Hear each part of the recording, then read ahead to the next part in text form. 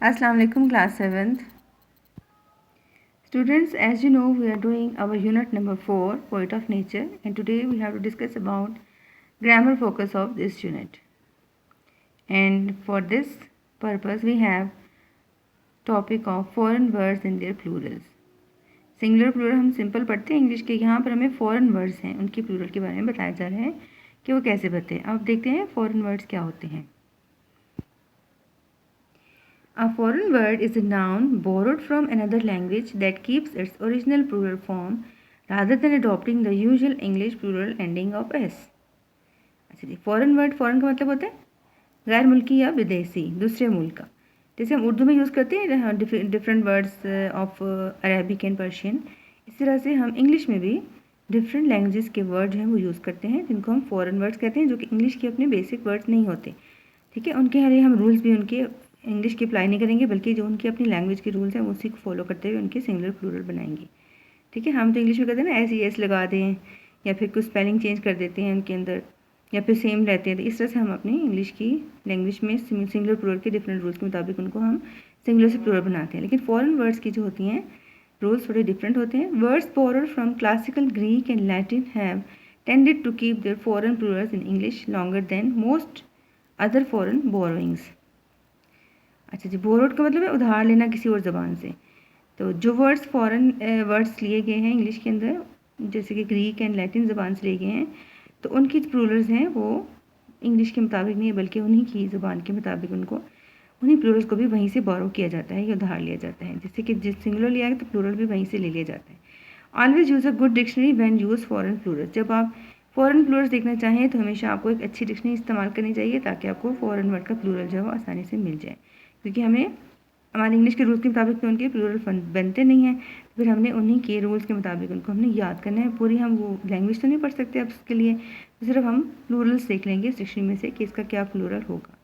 ठीक है, अब हम देखते हैं कुछ हमारे एग्जाम्पल्स हैं, उनके मुताबिक हमें एक्सरसाइज भी सॉल्व करनी है और हमको देख लेते हैं कि किस सिंगुलर वर्ड का प्लूरल क्या होगा, और वो एक फ़ॉरेन वर्ड है। ठीक है, वो हमारे इंग्लिश का वर्ड नहीं है, वो फ़ॉरेन वर्ड्स हैं या गैर मुल्की ज़बान के वर्ड हैं जो कि लैटिन या ग्रीक में से हो सकते हैं।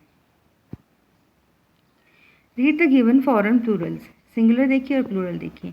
आप लोगों ने पूरा टेबल जो है इसको अच्छी तरह से याद करना है। जब इसको याद कर लेंगे तो फिर अपनी जो हमारी नेक्स्ट हमारी एक्सरसाइज उसको हम सॉल्व करने में आपको आसानी होगी। सिंगुलर है बेसिस, BASIS। इसका प्लूरल होता है BASES, बेसिस।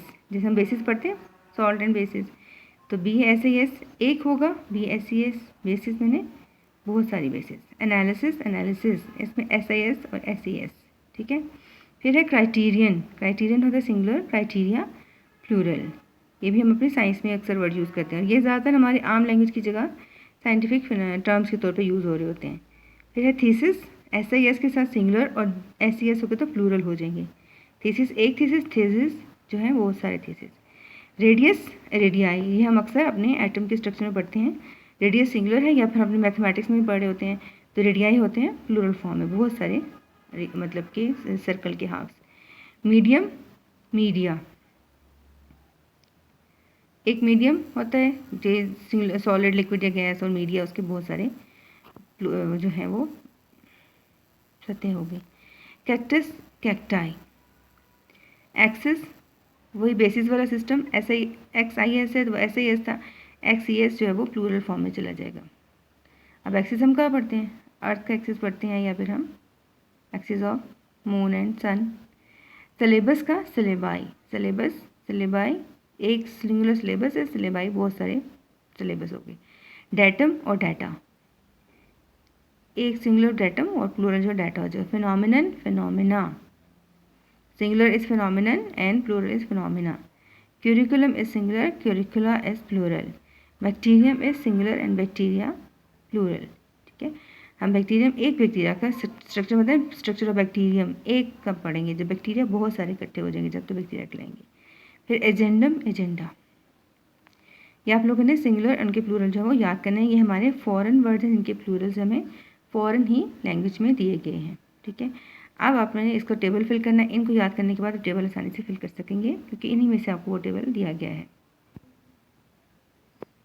जी स्टूडेंट, वैसे मैंने सॉल्व कर दिया, आप लोगों के लिए कुछ एक दो शायद रह गए मेरे से, आप लोग खुद सॉल्व कर लीजिएगा। या हो सकता है आपको यहाँ पे सही नज़र नहीं आ रहे हो, लेकिन आप लोग जब याद करेंगे तो आपको आसानी होगी। यहाँ पे कुछ कोई सिंगुलर दिया है, कोई प्लूरल दिया है, ठीक है। अगर एक वर्ड का सिंगुलर दे दिया तो दूसरे का प्लूरल, दूसरे का पहले तीसरे का प्लूरल दिया तो सिंगुलर नहीं दिया। आपने इनको याद करने के बाद इनको खुद से फिल करना है। अब जहाँ पे बैक्टीरिया प्लूरल है तो उसका सिंगुलर क्या था? Yes, bacterium. डेटम यहाँ पे सिंगुलर दिया गया है तो उसका प्लूरल क्या था? Data. Can you see? Light जो है ना उसकी सही वो नहीं पड़ रही। फिर है प्लूरल दिया हुआ है क्यूरिकुला, सिंगुलर क्या था? क्यूरिकुलम। अच्छा जी, सिंगुलर दिया हुआ है थीसिस तो उसका प्लूरल क्या था? थीसिस। ऐसे ही ऐसा इसकी जगह ऐसे कर देंगे।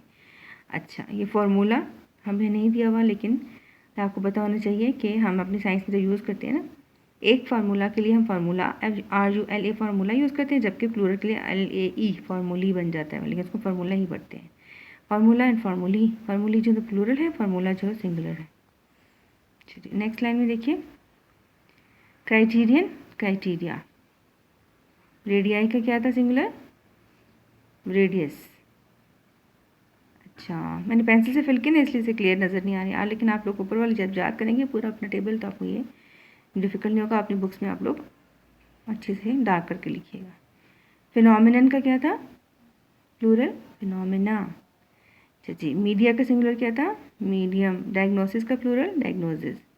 ठीक है, अब आप लोगों ने ये टेबल अपना फिल करना है और इनको अच्छी तरह से याद करना है, ताकि अगर आपको दिए जाएँ सिंगुलर या प्लूरल तो आपको उनकी आता हो कि सिंगुलर है तो प्लूरल क्या होगा, प्लूरल है तो सिंगुलर क्या होगा। और अगर आपको कोई और इसके अलावा वर्ड्स मिले जो कि आपको इंग्लिश में नहीं मिल रहे हो, वो फॉरेन वर्ड्स के लाएंगे, और फॉरेन वर्ड के हमें कहाँ मिलेंगे? प्लूरल्स, बहुत अच्छे से किसी डिक्शनरी में। अब जैसे हम लोग यूज़ करते हैं अपने उसके अंदर हार्ट का स्ट्रक्चर, हमने साइंस में पढ़ा, उसमें क्या था? एट्रियम और एट्रिया, याद आया कुछ? एट्रिया प्लूरल और एट्रियम सिंगुलर। ठीक है, ये आप लोगों ने ध्यान में रखने, याद रखने, और फिर इस तरह से आप लोगों को आसानी हो जाएगी। याद जब होंगे तो फिर कोई डिफ़िकल्टी नहीं होगी। ओके स्टूडेंट, अब इसको याद कीजिए और इस टेबल को सॉल्व कीजिए, और इसके अलावा और भी आप सिंगुलर प्लूरल जो फॉरेन लैंग्वेजेस के हमारे इंग्लिश में शामिल है उनको याद कर सकते हैं और अपनी वोकैबुलरी एनहांस कर सकते हैं। इंशाल्लाह बाकी हम कल पढ़ेंगे, आज के लिए इतना ही काफ़ी है। अल्लाह हाफिज़।